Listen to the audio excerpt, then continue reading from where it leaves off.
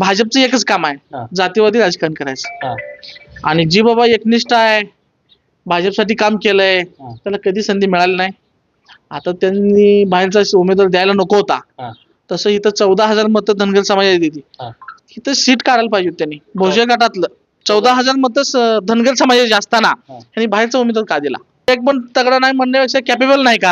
हा. तर ही माणूस ओळखीचा आहे, अनोळखीचा आहे. हा. 16 वर्षाच्या मुलापासून 50 वर्षाच्या मुलाला आव जाऊ बोलते बस पाटील. बर. ते संबंधच तशी आहे ती.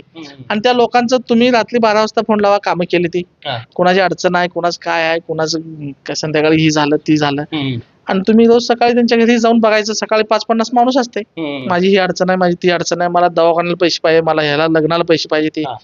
कोणावर लग्नातला 1,50,000 दिलेलं कधी महागारी मागितलं नाही, ती हा. उपकार आहे ती. कोणाला दवाखान्याला दिलेले पैसे ती मागितलं नाही, ती उपकार आहेत लोकांना. हम्म. जाणीव आहे ना. हम्म.